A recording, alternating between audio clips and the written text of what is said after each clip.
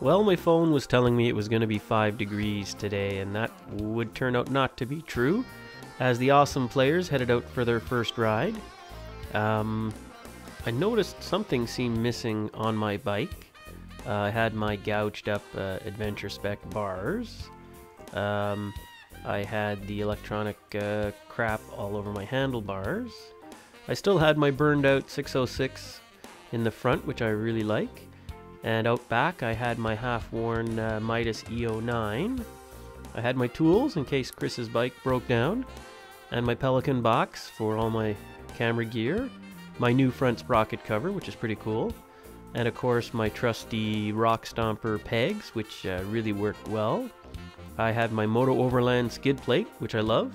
For some reason I always have less scratches on this side on the Adventure Spec bars.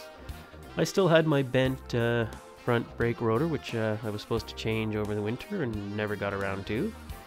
Anyways, I went in to go get my coat, and of course when it's this kind of weather I don't go for the BMW stuff, I go for my trusty Aero Stitch, and my motocross boots aren't waterproof, so I pull out the old BMW Gore-Tex. And then I remembered it was the Hippo hands. Now if you've never ridden in cold weather with Hippo hands, I can't stress how great these things are. It only takes about a minute to pop these things on. It's especially easy if you have the double take mirrors, which are, really adjustable. And when you've got these babies on, you can wear a summer weight glove, and the electric grips work great because you're not wearing big thick gloves, so the heat gets transferred to your hand. It also keeps all that wind from running up your sleeve and keeps your hands relatively dry. So if you're gonna ride outside when it's raining and it's near the freezing point, these things are great. And there's a lot of different companies that make them, but these are actual Hippo hands. Anyways, back to the ride. I met up with Chris and our newest member Jason at a Tim Hortons. Jason had just sold me his GoPro, so I was tucking that away.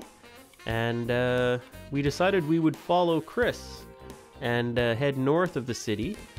It was really cold and wet, so we kind of had agreed we probably wouldn't do any off-roading today. That would turn out not to be true. But anyways, following Chris's lead, we headed out of the city on this beautiful Sunday morning, and already the thermometer on the bike was showing the temperature dropping. As soon as we got off Montreal Island, we were about 2 degrees above the freezing point. I pulled up beside Chris to just confirm if we were taking Highway 50 or not.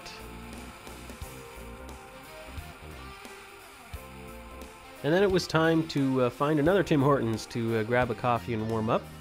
We also noticed that not only had Jason grown a beard over the winter, but he also had a loose bolt on his adjuster for the rear axle. What's that? Nice beard. So you want some nippy comment? We want some witty commentary. Oh, we can tell it was a long, cold winter. Just got out of hibernation. Now, the axle bolt itself was tight, so Jason wasn't actually at risk for sliding down the road. And he had just changed the tires himself, so he knew exactly who to blame for this technical malfunction.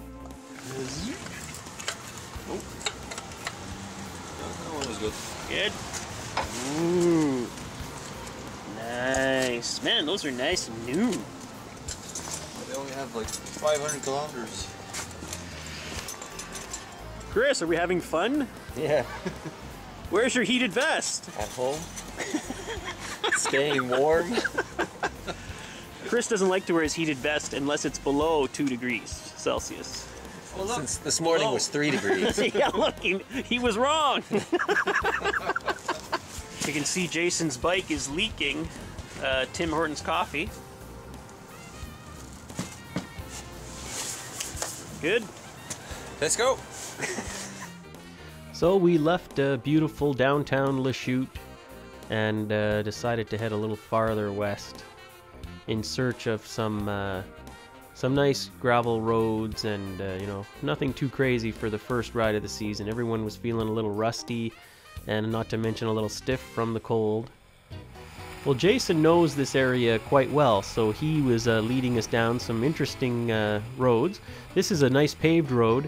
This time of the year, they're really covered in sand from the snow cruise. So it's actually nice to get off the paved roads with the sand and get onto an actual dirt road. So we turned down a road we've been down to a few times before, and I had to stop, of course, to turn off my trusty ABS.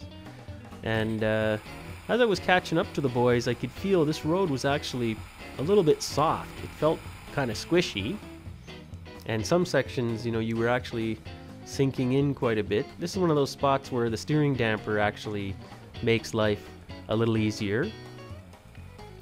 And then up ahead in the distance, we could see that there was some sort of a barrier across the road. So of course, after careful deliberation, it was decided that we should of course ignore this and head forward. Chris, of course, always the gentleman, didn't hold up the rope for me. But then we got rolling, and this is actually kind of the perfect type of road for these big bikes, you know. You can kind of roll along at a pretty nice clip, and especially when the road is as soft as this, it's still a little bit challenging in terms of maintaining control, and kind of a good road to kind of get your feet wet after a long winter of just watching the Paris-Dakar on TV. And it wasn't too much farther up ahead that we came to a second barricade, and this time we could kind of see why, because it appeared that just up ahead the road had been washed out. So a quick little look revealed that we could probably bypass it by running down through the ditch on the left-hand side. So Jason, ever game, jumped in first, and you know, we decided that looked pretty soft, but that was our best bet. So Jason decided to give it a shot.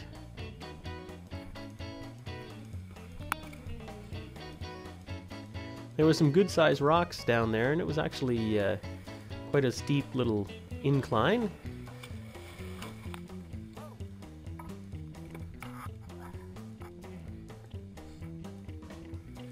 And with a little tug on his crash bars, and Jason was out. And it was my turn. Luckily for me, Jason was kind enough to dig a rather nice deep trench through the ditch, which I could follow.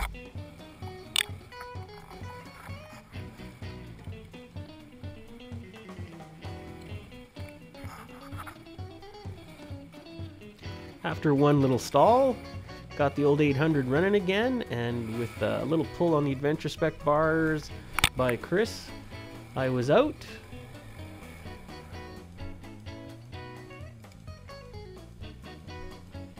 And Chris decided to roll through on the old HP2. No drama on the HP2 as usual. So we continued along, and we were kind of going up in elevation a little bit here, so we started to see a little bit more snow on the side of the road and a little bit of snow out in the woods. Then this road opened up into a big sand pit.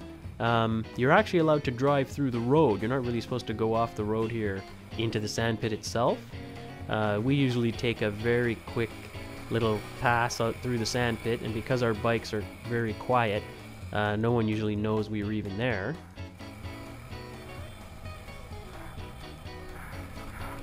It was at this point, as I was circling around the back, I heard someone honking their horn, and it was Chris. The old HP2 didn't want to start, but after a 5-minute break, it sprang back to life. So we decided to keep on going. Here we see Jason climbing one of the bigger sand dunes here. I decided to give it a try, and there goes Chris.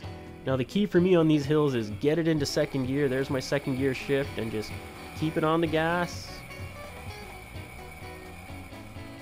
Now my sand riding skills were very rusty, so I managed to clip this branch, and then this poor little tree here got run down. And then Jason knew about this trail out the back end of the sand pit, so we headed down there. Of course, this is not officially off-road according to Jason, and right away I could see him sliding around. I knew this was going to be a big, greasy mess.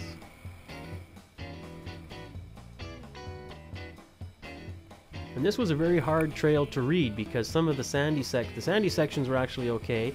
Any of these sections where you saw the black earth, you knew it was going to be really greasy, and I could see by the kind of wiggly tire tracks that anytime there was an incline like here, there was a lot of wheel spin and it was really slippery. Some spots, if you put your foot down, you could easily sink in 4 or 5 inches. Other spots were totally solid. Some parts of the ground, depending if they were in a shady area, were still frozen.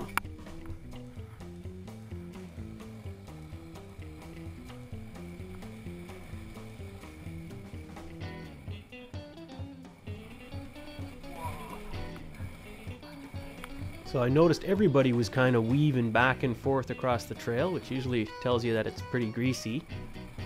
And this is also one of those spots where you realize that, yeah, there's an appreciable difference in traction between a half-worn knobby and a nice fresh knobby. On the 800, this kind of thing, you end up using quite a bit of clutch to keep it going. You don't have that heavy flywheel effect that you do with some of the boxers. There was a couple of really nice rocky downhill sections. This is actually quite a steep little downhill here, and I was really feeling it from not really doing any physical activity all winter. I was huffing and puffing pretty early here.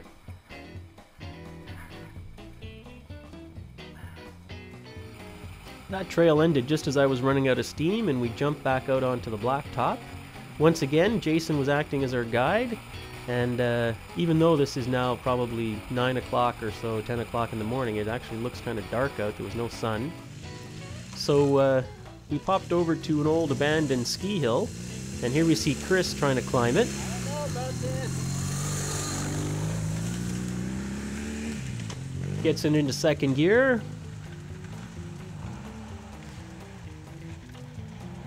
And then as soon as he hit this steep rutted section, it was all over. Jason decided to give it a try on his 800, and even on this relatively flat spot down here at the bottom, he was doing a lot of wheel spin. So he decided to just cut it short, not have to turn around up there. So we waited for Chris to amble down and had a little quick chat. So while I was putting the video camera away, being the official photographer on these little outings, Chris and Jason headed off. So the only way I could kind of track them down was by following their little muddy tire tracks. And I came up here and I could see that they'd found this trail that actually ran up underneath the old ski lift line. And as soon as I got on this leaf-covered, slippery thing, it seemed unlikely that would be able to climb this. And as I looked ahead, I could see that the two of them had kind of had a little incident, and Jason's bike had fallen over. So I decided to turn around early instead of having to find somewhere way up there where it was steep to back around. And as I saw Chris coming down, I noticed he looked quite dirty. Seemed to have been sprayed from head to foot. What happened up there? He fucking stopped and I rear-ended him and then he went. Bike started again though. Hey, you seem to have gotten a little Dirty? dirty. Who would do such a thing? I don't know. Certainly not a friend. And then Jason arrived.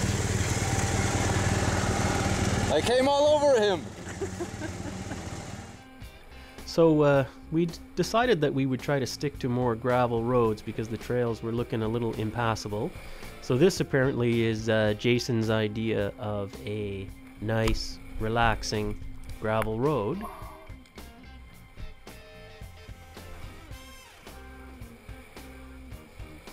The snow actually wasn't that bad because it was hard, at least on the bottom. We got to this nice little hill, and Chris and I were thinking this reminded of us when we went to the Photo Wado a few years ago and almost got stranded in the snow and ice and mud. So Chris headed up first, and then Jason was off. For some reason, the snowiest, slipperiest areas were always at the base of hills, just when you'd like to try and get some momentum. This hill's actually a little bit challenging even in the summer. Hit a rock there and got off course. It's always fun when you have to start halfway up a hill. So once you get going, of course, at some point you got to stand up, but you got to have a certain amount of speed before you can stand up. So there I make the transition from seating to standing, and now you have control once you're standing up on the pegs.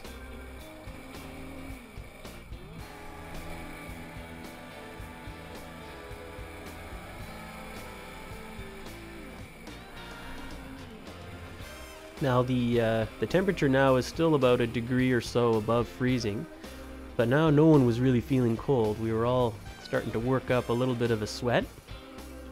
And as I was riding up this thing here and I realized I had a pretty good section of snow I had to run up at the base of this steep hill, I noticed Jason had decided to park his bike in the ditch. Well, there was no way I was going to stop. I'd be stuck as well, so I just decided to hammer it up here and come back for him later. A lot of the times, you know, we'll stick to the shoulder of the road where there's less rocks and the grass offers some traction. But on this day, that was really soft. Like, I'm digging in here pretty good.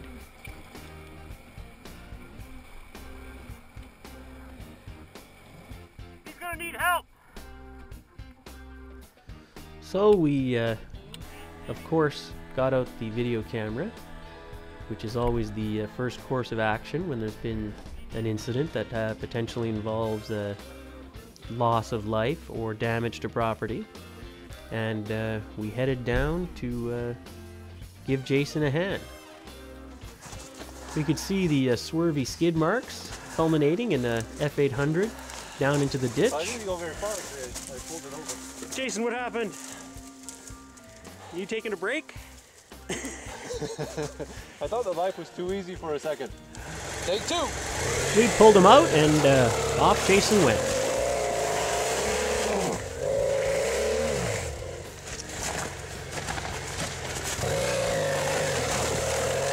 With a little help from Chris. Woo! Nice! Not over yet.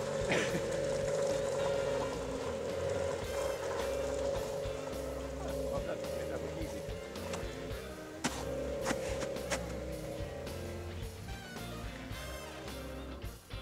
Jason actually made that climb look quite easy on the second try.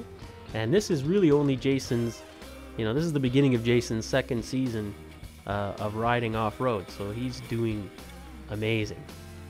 So we all got on our bikes and decided to see where this trail would go. We had done a loop of this last year. I haven't finished editing that video, and depending on what turns you make, there's a lot of dead ends on this trail network here.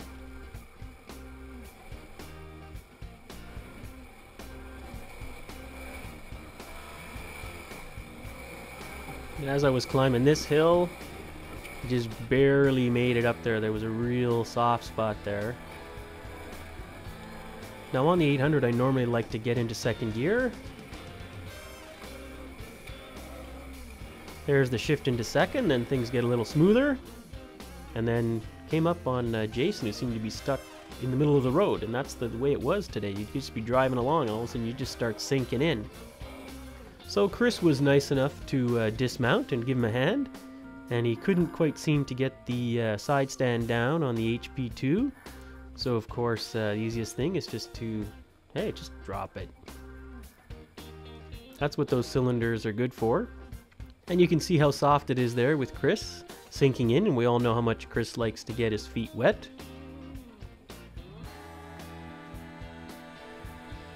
Then we got back on the trail, and at this point I'm following in behind Chris, and Jason is in the lead.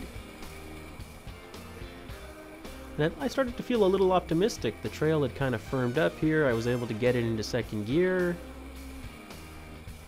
And then it started looking real sloppy again. We came to this junction, and Jason, who seemed to know where he was going, decided we should all go right.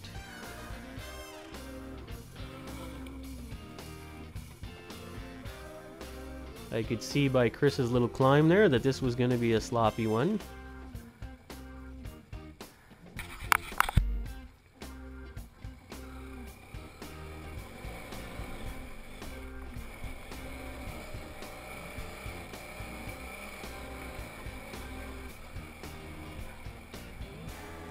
And you see me standing up on the pegs there.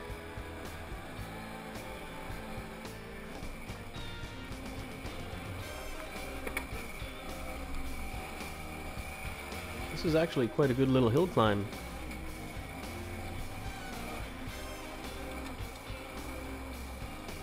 And I noticed a bike laying on its side.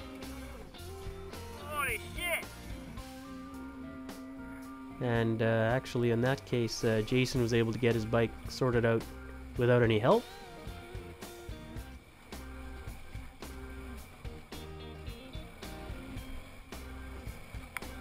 Now there were certain areas where there were just huge, big, flat rocks. There's Jason giving me a good spray. So I had to stop there so I didn't rear end him, and I started digging in, and at that point it's easier just to get off the bike before you dig a huge hole. And then if you're lucky, you can just give a push on the bars and spin it out of there without having to get help. So we got to another intersection and we did a little GPSing. We went down there, turned around, about 120 meters. It shows we went up ahead. And here we can actually see our tracks from last summer. So this is what we're looking at Circle now. back. I lost reception there, but we did a circle and came right back here. Yeah. Nothing. The road's over there. Yeah, quite a ways. Alright, maybe what it is, at some point we turned right farther down here and we should have kept going straight.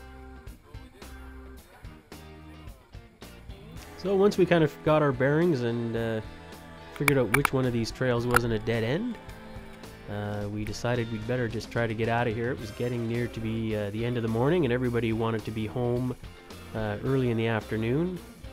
Jason was trying to sell his house, and Chris had something to do, and I'd promised the wife and kiddies that I wouldn't be out on the trail all day. And this can sometimes be a problem. You catch up to someone else on the trail and you gotta stop, and when you try to get going, you're down.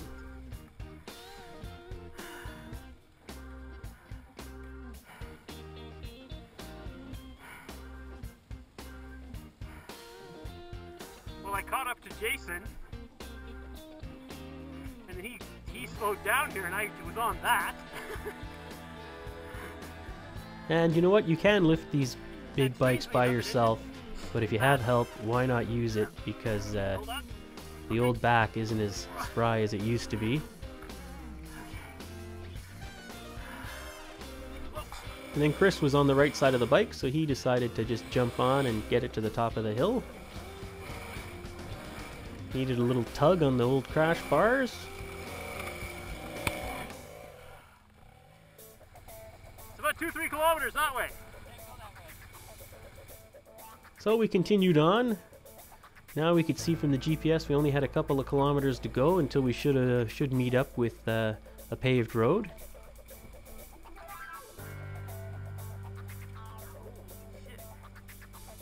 Now here we came up to this really nice little rock ledge you had to kind of drive down, which dumped you out onto a nice patch of ice, which was kind of fun. There you can see Jason digging into a soft spot.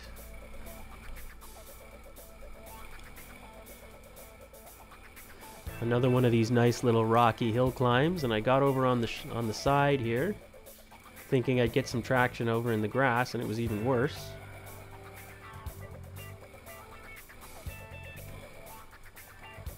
Sometimes it was actually easier just to drive on the snow. Now I see Jason up ahead falling down, so I stop and I kind of lose my footing on the snow and have one of those slow motion fallovers. Sometimes it's nice just to lay there and take a little break and look up at the trees. Hey, Jason. How are you? After my little break, I walked over to see that Jason had broken off one of his mirrors. Let me get rid of those anyway. Now everyone else in the crew tends to run the double take mirrors, which don't break when you fall over. At least I still look good. Here Jason demonstrates the reverse pickup technique. Good for the back. And then it was time to go get the other 800 up on 2 feet.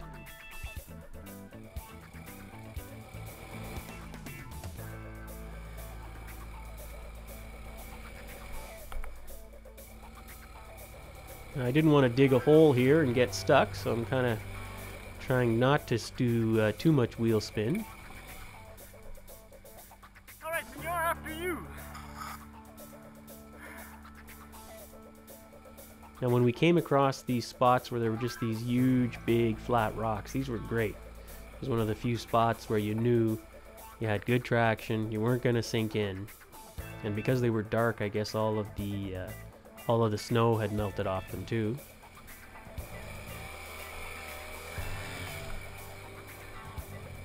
Now here I kind of chose a bad line and was digging a trench, and I think there was a big rock down in that trench, and that was it. There's no way I was going forward. And you know you've dug a nice hole when you can get off the bike and it just stands there all by itself. So Chris ambled down to give me a hand, and even with me not sitting on the bike and Chris giving a push, it wasn't going anywhere.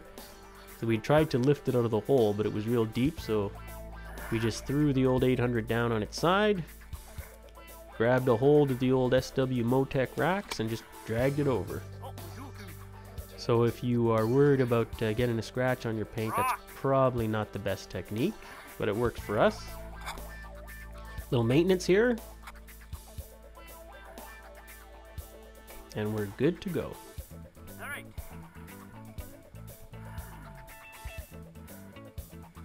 Okay. Okay. One of my tool tubes had broken off, Douche rope in it. and of course we can't Lose. live without the douche rope. Yep. The douche rope and the mega douche rope. So we continued forward, and the GPS was showing that we were getting closer and closer to a main road. This is when it gets depressing, when it turns out to be a dead end, which has happened to us before. So far, this road looked like it was going to lead us to salvation. Now, because this wasn't supposed to be a big, long ride, and because certainly we weren't going to be going off-roading, in which case there wouldn't be any interesting footage, I hadn't brought a spare set of batteries for the helmet camera, and at this point the old camera went dead. So we have no footage of the best crash of the day. Right here? Yeah. No, I think he popped the blood vessel on the top of his eyelid though. That's gonna be a nice Monday. It's gonna swell up. You're gonna swell up be able to nicely. open your eye very well. So what, a windshield caught ya? Yeah. So Jason had hit a huge rock, and the windshield had come in through his open visor and hit him on the eyebrow. He was actually a little stunned, so we decided to just take a break before getting his bike out. So I'll take a breather. Jack, and you didn't even catch it on tape. It's amazing how easy these big bikes are to get up off the ground if you got 3 guys.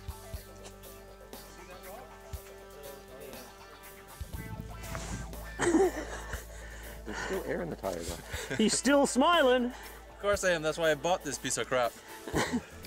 That's when we noticed that Jason's crash bars were bent over to one side pretty good by the impact. Anyways, we got the bike out of there, and that's when we noticed that the front rim had taken a little hit too. Oh yeah. Yeah, but you know what? Get a piece of 2x4 when you get home, and a hammer, just bash it back. It'll be fine. Now, it hadn't actually lost any air, so we got out of the trails luckily shortly after and made a few phone calls to let people know we were going to be late and come up with some sort of plan in case we had a flat. And then we decided that what we'd probably do is head to my house and we'd put my spare front wheel on Jason's bike. He got a little bit dirty. Chris's bike as well seemed to have packed on a fairly good collection of gunk. So there was some maintenance to do. There we go. Now everything's all right. Is it a thing of beauty? Well, I think I might be able to see through it. It's a little dirtier than it was when you gave it to me. Ew. This is also my emergency bum wipe. Nice, thanks. So we got to Kazamoto Riley and whipped out the tools, and probably in about 5 minutes we had my 19-inch front wheel on. Oh, Any air in it? yeah, we should check that. I gotta say, that looks pretty styling. A couple of 250-pound test zip ties, and Jason was good to go. Front. Got your 21-inch spare. Yeah, we did get a little dirty, didn't we? Yeah, we did. we got a little excited. Well, you got a clean front wheel. Yeah, you got some good growth in there. Anyways, Jason, other than a mirror and a front wheel and some crash bars, no damage, and he was on his way home. Now, in international news, our Amsterdam chapter has been sending us some interesting videos of their exploits in their very own sand pit. And of course, if you're going to be an awesome player in North America or Europe, people have got to fall down, and it's always kind of fun to get a little air. And not only that, but they've actually been recruiting. Here we see Sebastian, who's the newest recruit, and he was nice enough to go out and drop his brand new 800 a few times, which was nice. I would recommend maybe that some crash bars might be a good idea. And of course, the other members of the Awesome Players Amsterdam chapter were nice enough not to help him pick up his bike. In other news, we see our awesome players in Northern England. We have our friend Steve in Austria. We even got written up in a German motorcycle blog. We had a little write-up in a Swedish motorcycle magazine. And we even made the scene in Korea where a fan did a little blurb about us on his motorcycle blog. A special thanks to our international members. Keep those pictures and videos coming.